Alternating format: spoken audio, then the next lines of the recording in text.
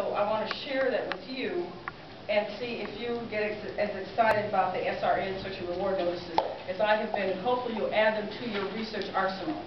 Okay, search and reward notices. Come on, let's put the battery in. There we go. Now, search and reward notices are part of newspapers.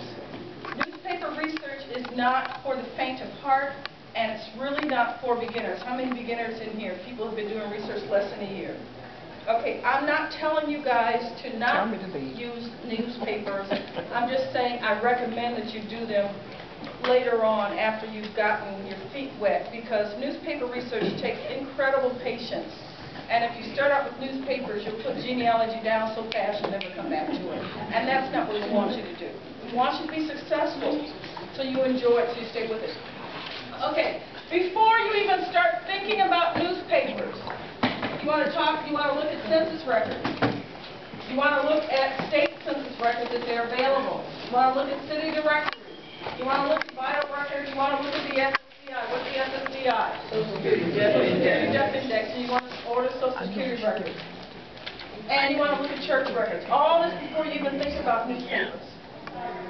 U.S. Census records, pros, their complete household information. The entire census is available online. It's fully indexed, and your images can be printed from home.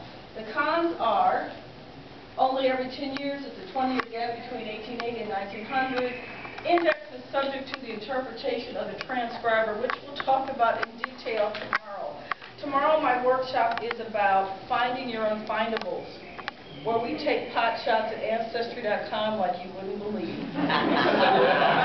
If you've ever had a problem finding information on Ancestry, I would be more than pleased and happy to show you some of their shortcomings, bless their heart, and what you can do to get around them so you can be more successful and find your people.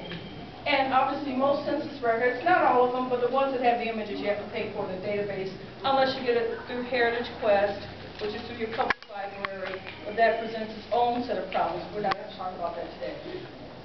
State census records, they provide information halfway between. What I mean by that, U.S. census records are on the 0, 50, 60, 70, 80, blah, blah. State census records tend to be 65, 75, 85, 95. So that 20-year gap in the U.S. Census between 1880 and 1900, if you live like New Jersey or New York, they've got an 85 state census, a 95 state census. You can cut that 20-year gap down substantially by using state census record in those states that conducted a state census. Not all states did. Anybody here live in a state where they did have a state census? Have you even looked? Yes.